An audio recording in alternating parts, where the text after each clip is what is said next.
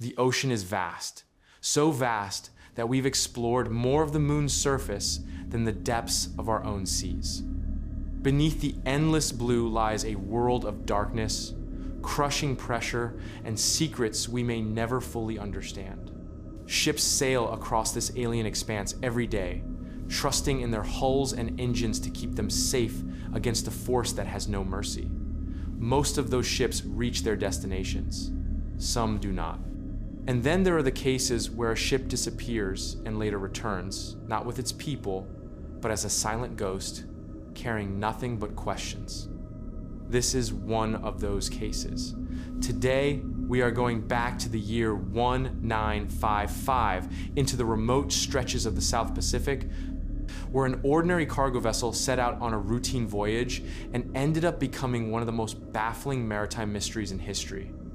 It is a story of a ship that vanished with 25 souls aboard and reappeared weeks later without a single person on board. The vessel was found drifting, abandoned, damaged, but still afloat in one of the loneliest parts of the ocean. There were no signs of a struggle, no clear indication of what had happened, just an empty ship and a sea of unanswered questions. This is the story of the MV Joyita. It was the morning of the 3rd of October, 1955, when the MV Joyita prepared to leave Apia Harbor, the capital of Western Samoa.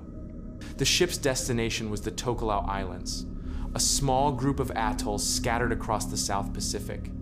The distance was about 270 nautical miles, and under normal conditions, the trip would take about 48 hours. The Joyita was no stranger to these waters. The 69-foot wooden-hulled vessel, weighing 70 tons, had been making runs between island communities for years. The Joyita had an interesting history. Built in 1931-inch Los Angeles as a luxury yacht, she had been later refitted for cargo and passenger transport. During World War II, the United States Navy requisitioned her for patrol duty, and after surviving that chapter, she returned to civilian service. Her hull was made of Oregon pine and reinforced, making her sturdy even after more than 2 decades at sea. One important feature of the Joyita was her design for buoyancy. With cork-lined compartments and a construction that resisted sinking, she was considered practically unsinkable. On board that day were 25 people, 16 crew members and 9 passengers. The passengers included men, women, and even a child. Among them was a respected physician, Dr. Alfred Biggs, who was traveling to Tokelau to perform surgeries. There were also traders and local families bringing goods and supplies. In the cargo hold, the Joyita carried about 4 tons of material, including medical equipment, food, timber, and empty oil drums. For the remote Tokelau Islands, which depended on irregular shipments for essential supplies, this cargo was important. The ship was under the command of Captain Thomas Dusty Miller, an experienced mariner who had served in the Royal Navy during World War II. Those who knew Miller described him as capable and resourceful, a man who understood the dangers of the ocean and prepared for them. On that morning, however, the Joyita had a problem. Her port engine was out of commission. The issue had caused a delay, and now Miller faced a choice: postpone the voyage or proceed using only the starboard engine. He chose to sail. The decision meant a slower journey and perhaps a riskier one, but Miller was confident he could manage it.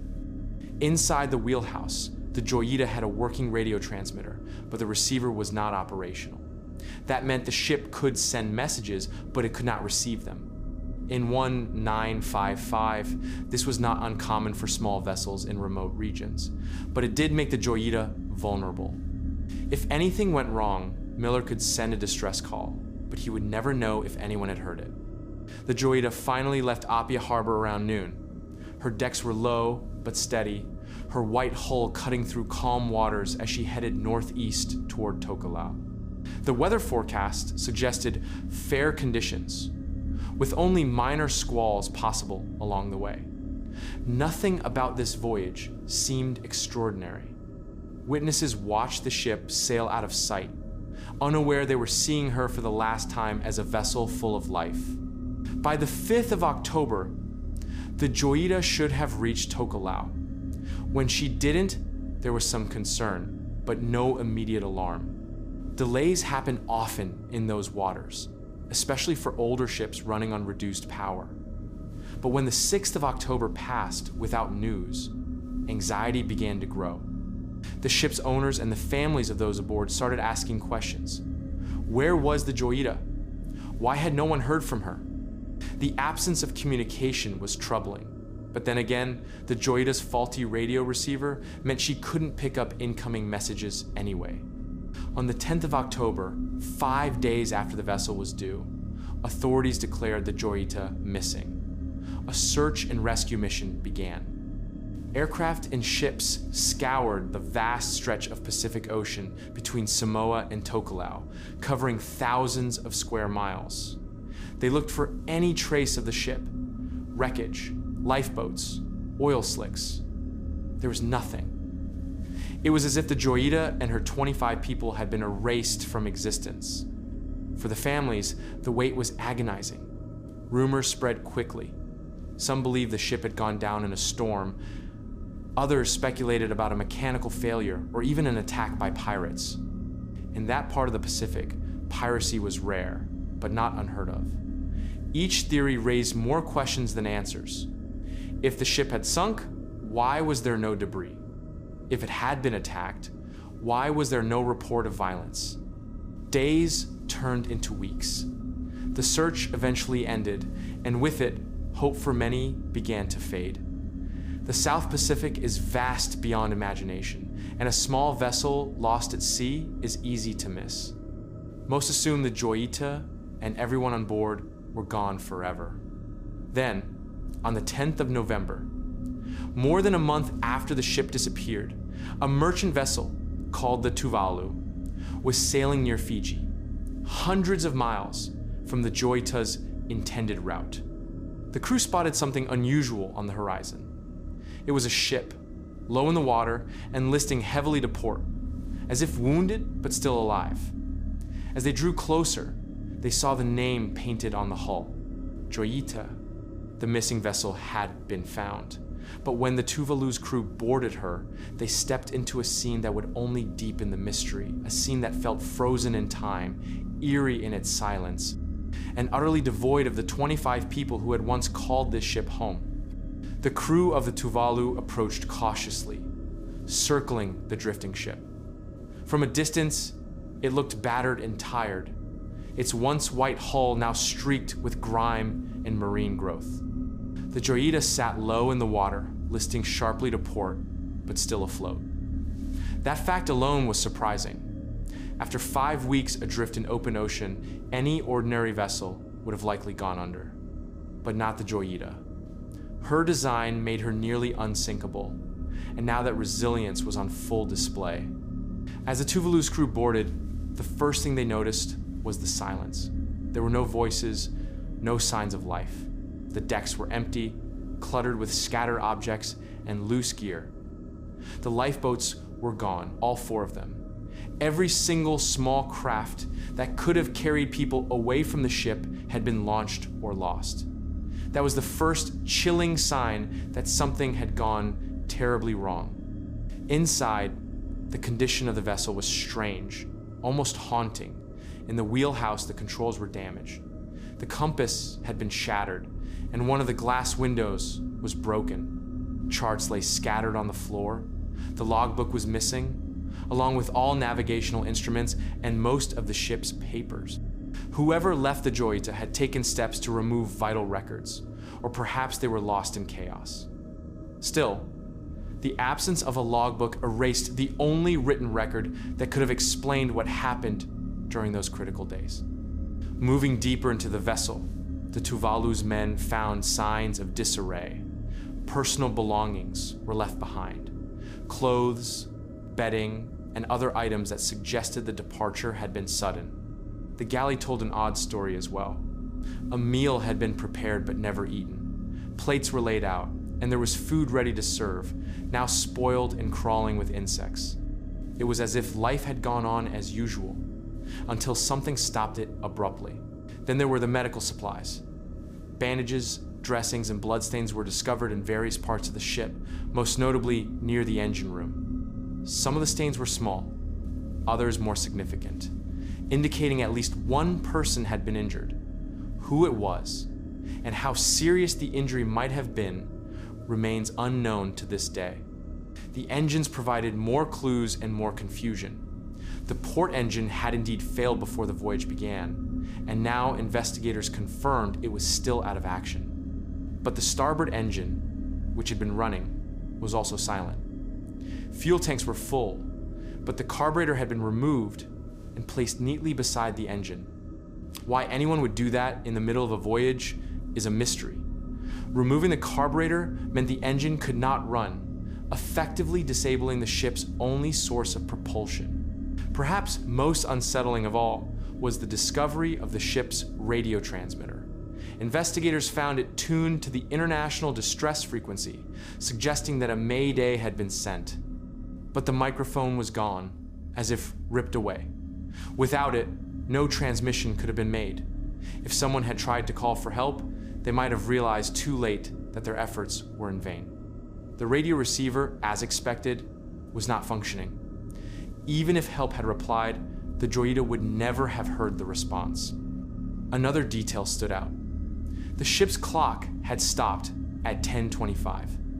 No one knows whether this was the moment when something catastrophic happened, or simply when the clock wound down, but it added another layer of mystery to the timeline. In the hold, the cargo told its own story.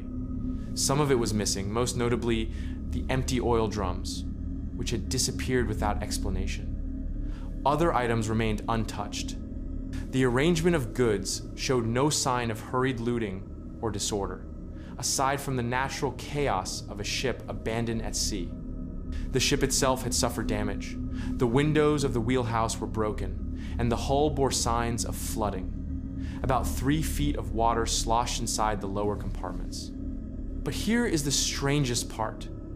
The vessel was still buoyant, still perfectly capable of floating for weeks, even in its compromised state. Experts agreed that the Joyita had never been in imminent danger of sinking. If the crew had stayed on board, their chances of survival would have been far greater than abandoning ship in small lifeboats on the open ocean.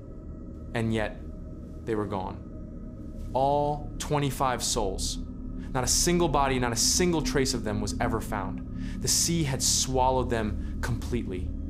The Tuvalu towed the Joyita to Suva, the capital of Fiji, for a full investigation. Authorities from British-administered territories and maritime experts examined every detail they could. The questions came quickly. Why had the crew abandoned a ship that was clearly not sinking? What had caused them to disable the engine and leave behind critical equipment? And what happened in those 5 missing weeks between the Joyita's disappearance and its discovery, drifting 600 miles off course? As word spread, the case captured international attention. Newspapers called it the Pacific's answer to the Mary Celeste, the legendary ghost ship of the Atlantic. But this was no Victorian-era tale. This was a modern ship, equipped with a radio, under the command of a competent captain, operating in waters that, while remote, were not uncharted. How could something like this happen in the mid-20th century? Investigators pieced together what little evidence they had. The broken windows and scattered charts suggested rough weather, but there was no sign of catastrophic damage. The presence of blood hinted at injury, perhaps a violent confrontation or an accident. But if there had been violence, why was there no further evidence? No bodies, no weapons. The missing lifeboats indicated the crew had left voluntarily, but why would they do so in conditions that favored staying aboard? Some speculated that fear drove them a belief that the Joyita was about to sink, even though it was structurally sound. But what could have sparked such fear? The more they studied the evidence, the deeper the mystery grew. Theories began to circulate, some plausible, others veering into the fantastic, and through it all, one chilling fact remained. 25 people vanished into the blue, and no trace of them has ever been found. When the Joyita arrived in Suva under tow, authorities immediately launched a full-scale investigation. The sight of the vessel alone was enough to stir public imagination, but for the families of the missing, the answers mattered more than speculation. They wanted closure. What they got instead were questions that only grew darker as the facts emerged. The first step was a detailed examination of the Joyita's condition. Surveyors confirmed what the Tuvalu's crew had suspected. Despite the flooding and the heavy list, the ship had never been in immediate danger of sinking. The cork-lined hull and construction of the Joyita made her virtually unsinkable under normal circumstances. With the amount of water inside her hull, about 3 feet in the engine room, the ship was still remarkably stable. Investigators calculated that even with that damage, the Joyita could have stayed afloat indefinitely. Abandoning her in favor of small open lifeboats seemed irrational, unless the crew believed something catastrophic was about to happen. Why would they think that? To answer that, experts examined every piece of mechanical evidence. They confirmed that the port engine had been out of service from the start of the voyage. That was known. The bigger question concerned the starboard engine. When the ship was found, this engine was disabled, its carburetor carefully removed and laid next to it. No one could determine why this had been done. Disabling the only working engine in the middle of a voyage made no sense unless someone was attempting a repair. But if that was the case, why abandon the ship? And why take the carburetor out completely, leaving the engine useless? The radio added another layer of confusion. The set had been tuned to the international distress frequency, which indicated that someone had tried to signal for help. But the microphone was missing. Without it, no distress call could have been sent. Was the microphone removed deliberately, perhaps by someone sabotaging communication? Or had it been lost in a chaotic moment? No clear answer emerged. Investigators also looked at the vessel's navigation. Charts were missing, and the compass was smashed. This suggested either severe weather damage or deliberate destruction. The broken glass of the wheelhouse windows hinted at heavy seas.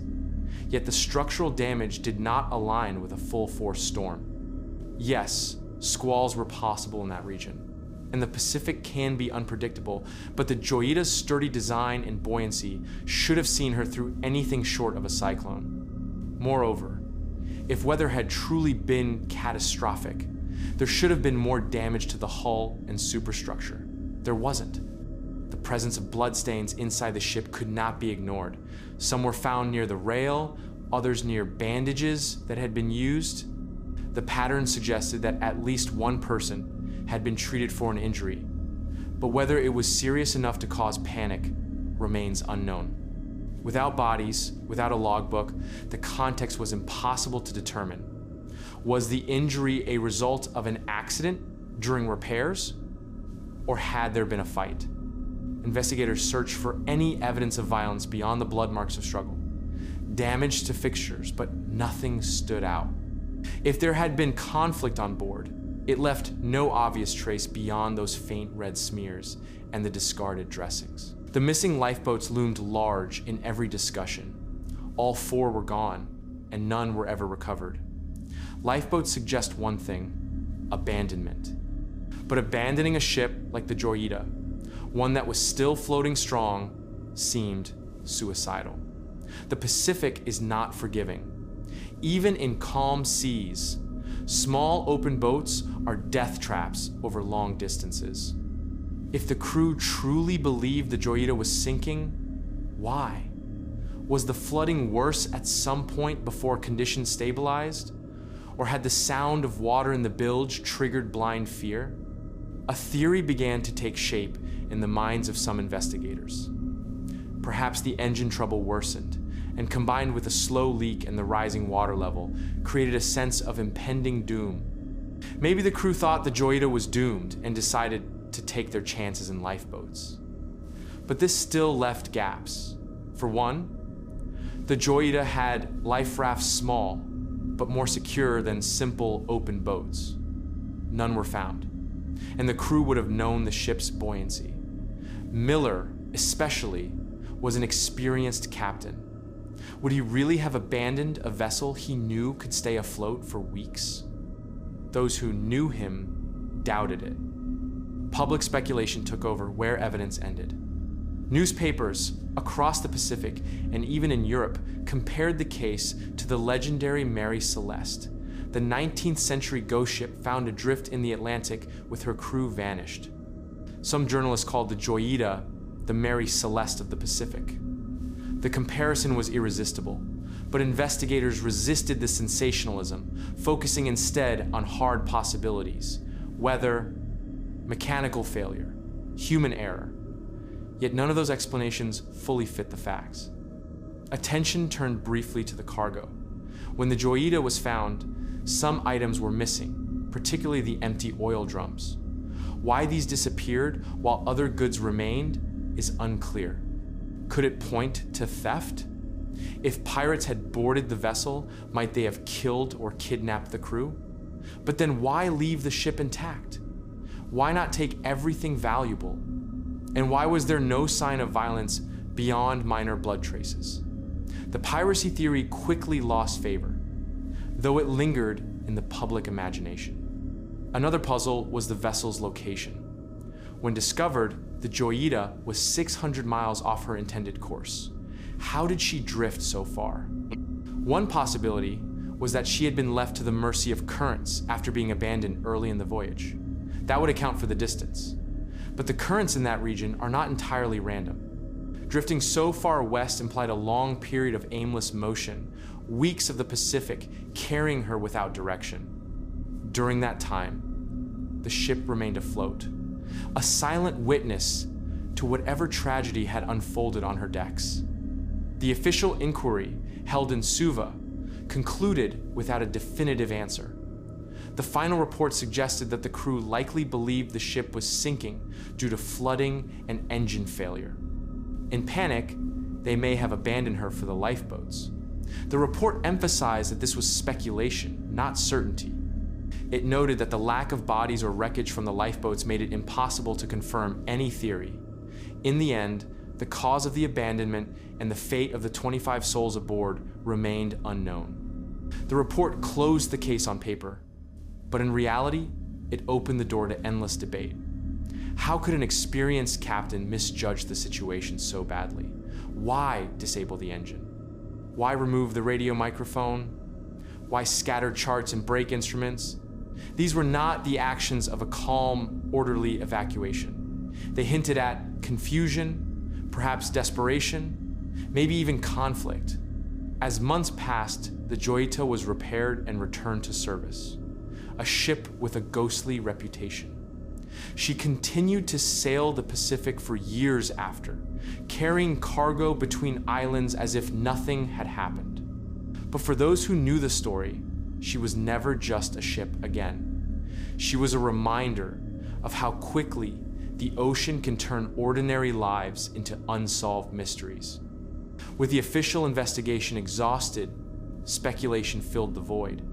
People began to ask, could something more sinister have happened aboard the Joyita? Something beyond weather? Beyond simple mechanical failure?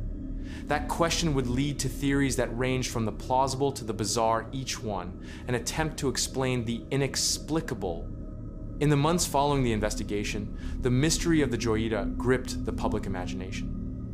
The official inquiry had offered a theory of accidental abandonment, but many found it unsatisfying. How could an experienced crew, led by a seasoned captain, make such a catastrophic decision?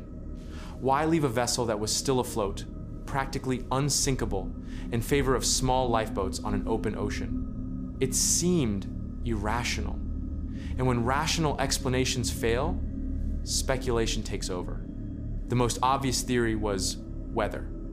The South Pacific is not always the calm paradise it appears in photographs.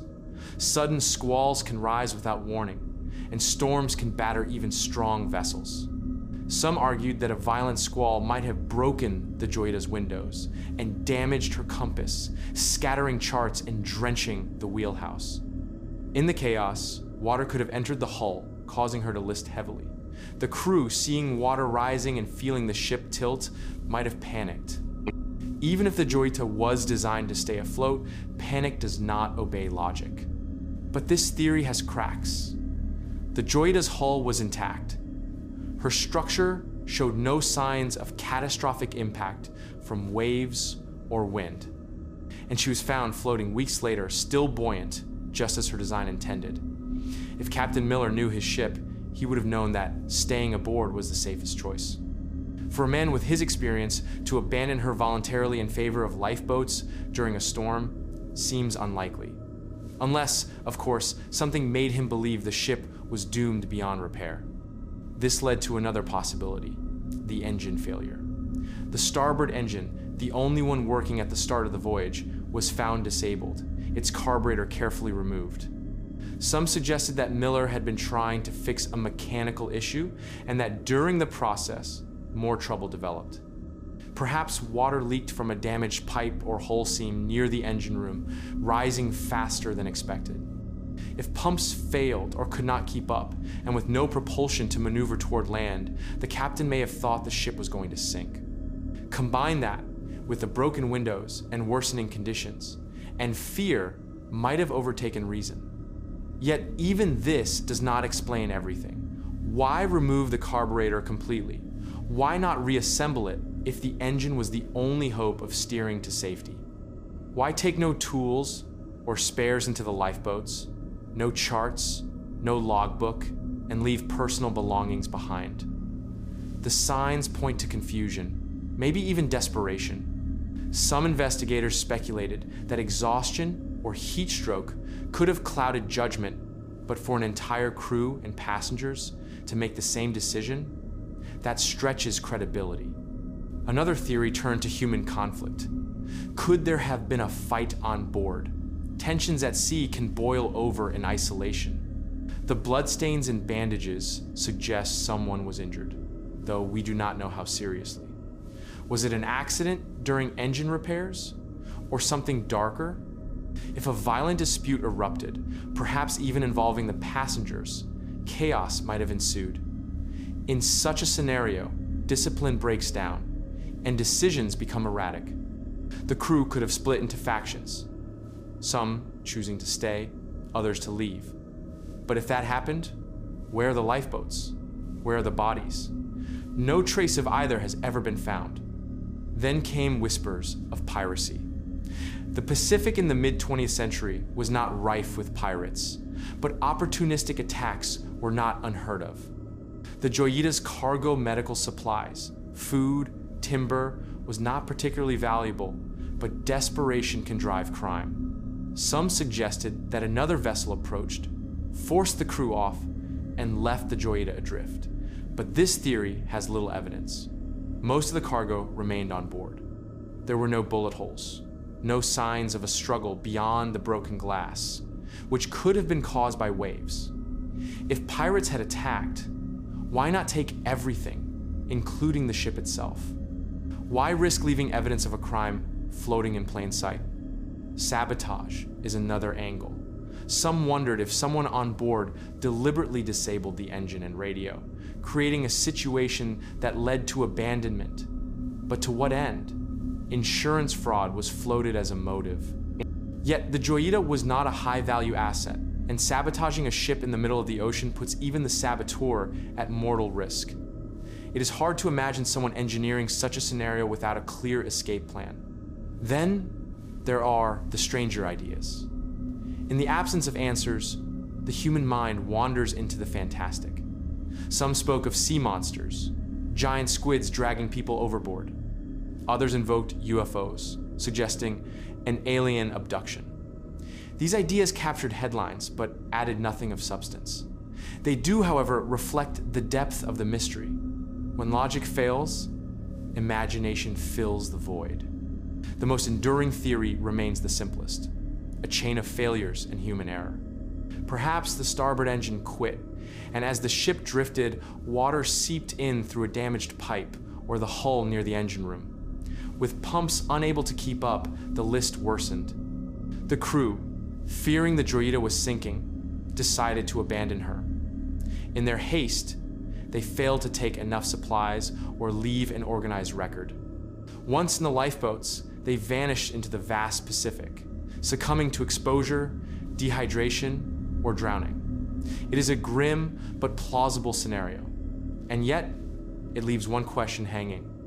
Why abandon a ship that ultimately stayed afloat for weeks? If fear drove them, it was a fatal mistake. Some researchers believe carbon monoxide poisoning might have played a role. Faulty exhaust systems on older vessels could leak fumes, especially during engine trouble. Carbon monoxide can cause headaches, confusion, and irrational behavior. If the crew were affected, their judgment would have suffered. Disabling the engine, leaving the ship actions that seem illogical in hindsight, might have made sense to poisoned minds. It is an intriguing possibility, though never proven. There is also the factor of time. The Joyita drifted for over 5 weeks before being found, 600 miles from her planned route. That distance tells us the crew abandoned her early, likely within the first few days. Whatever triggered their flight happened quickly, not after weeks of calm drifting. Something convinced 25 people that staying aboard was more dangerous than taking to the open sea. That something remains unknown. In the years that followed, theories kept surfacing, but no definitive proof ever emerged. The South Pacific, beautiful and vast, holds its secrets well.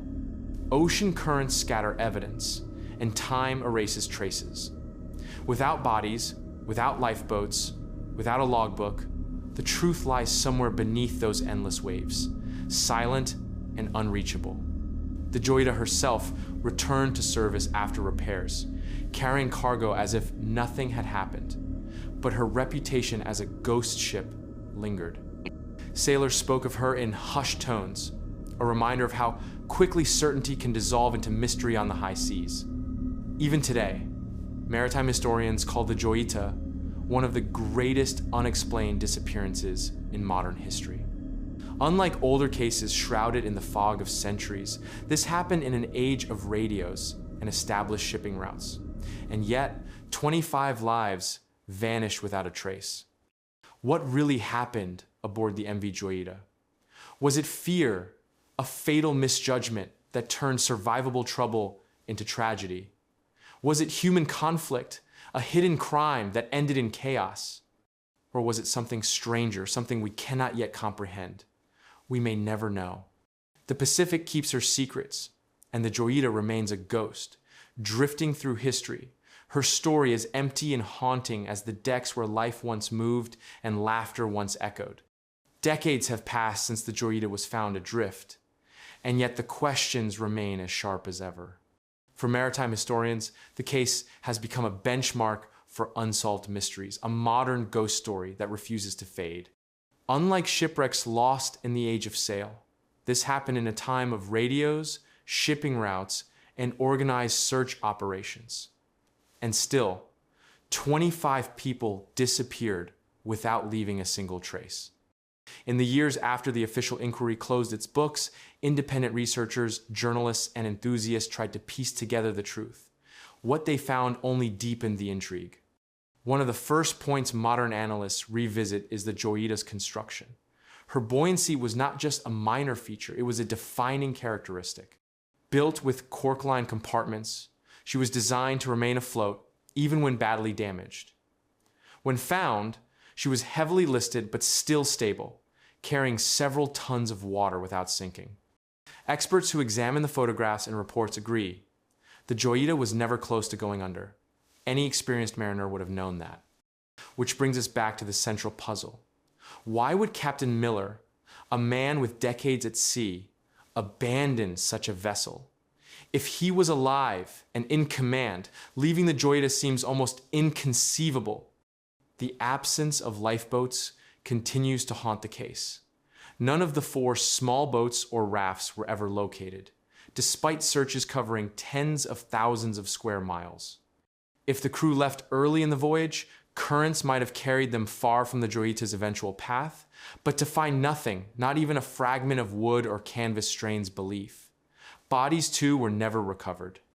The Pacific is vast and merciless, but even so, complete disappearance leaves a void that speculation rushes to fill.